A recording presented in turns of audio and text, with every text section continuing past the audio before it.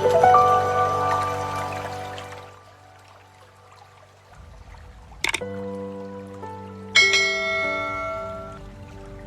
you how we make chocolate by hand. So everything that you see in these areas is all handmade, including the things that are around. You can see everything's made by hand, the shoes, the teapots, the pumpkins, and they're all decorated by hand as well. So to make chocolate by hand, then this is the original way they used to make it over 120 years ago now. The chocolate is actually now 51 degrees, so it's very warm. And to make chocolate by hand, you have to actually cool it down. Any chocolate has to be cooled before it's made. So even the machines in the factories have the temperature, it's already pre-tempered, but this is going to be hand tempered now. So marble surface, and you're going to cool the chocolate down to 28 degrees. So we're just folding. So you're just folding the air into the chocolate, and that will give it the shine and the snap that you get from the chocolate bar. So the chocolate is at temper, it's all bendy inside, okay? And also it can get stuck to the walls as well, like for example, this one here. You can see it's stuck, and that's what will happen. So 28 degrees, you're going to keep moving it around. 6 days a week and 8 hours a day. This is done for a long time.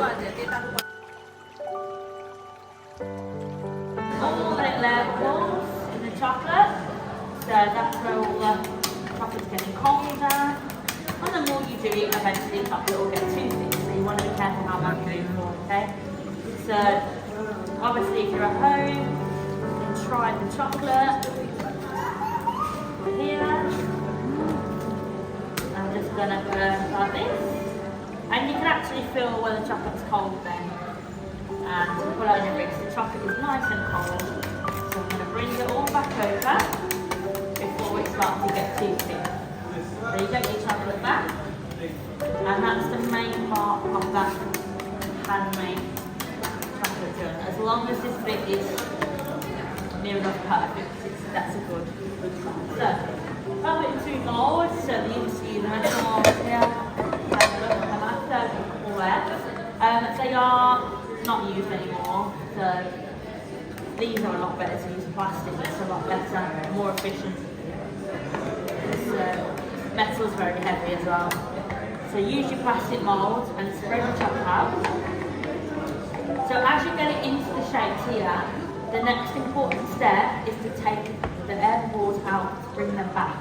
Because if you do need to do your chocolate before you do the hole, so what we do is we give it a tap. So we tap, and as you tap, like this, the vibration literally brings all your air balls to the top. You'll see them. Yeah? Tiny little ones. So in the factory they actually have machines that do this, they actually vibrate the air balls out. So here it's a case of looking where they are, and then if you see one, you just tap a little bit more where that bubble is. Okay? Another reason you don't want your chocolate too thick is you're going to struggle to get the air out.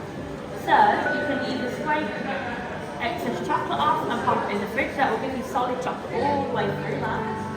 Or you see, your chocolate shouldn't fall out, so hand tempered chocolate actually stays, and when it starts falling out, it means the chocolate's too warm. So if you turn it upside down, your chocolate starts falling out, that's not a good sign.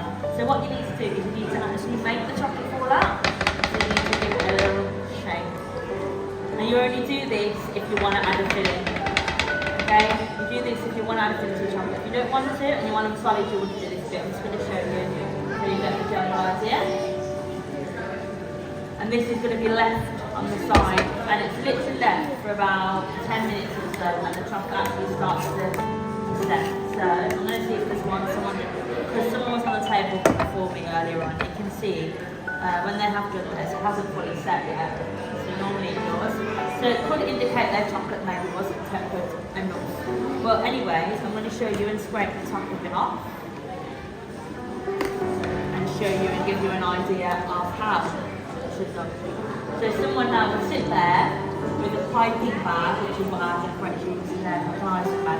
And they would pipe for 8 hours a day, strawberries, caramel, orange, all in the middle, that would be their job. And then, after they've piped, I'm not going to put fillings in them because they have to go back in the machine, so they'll have all the fillings go around. They would then just put the chocolate on from earlier. So they actually reuse chocolate there because they got paid on how much chocolate they made. Don't want to waste any time tempering. They actually reuse it as a base. You can see now the fillings will be inside and the base will be on top. And then the chocolate goes in the fridge for half an hour, although they would use cold stuffs. I'm going to show you one. See what it looks like. Let's have a look. So give it a little click from side to side and a tap. Yeah. And you can see the chocolates made. You may have a couple with a few little markers on. It's handmade chocolate. You might get that. Also, the chocolate is demo chocolate, so it's not its best quality. But you can see they are come out, which is a good sign. Yeah. And that's how they're made. So if you have any questions, you can ask. And of course, you can hold the chocolates, but don't eat them. It goes down the machine for a good while, yeah? So you can hold them or ask me any questions, have a look at anything you want.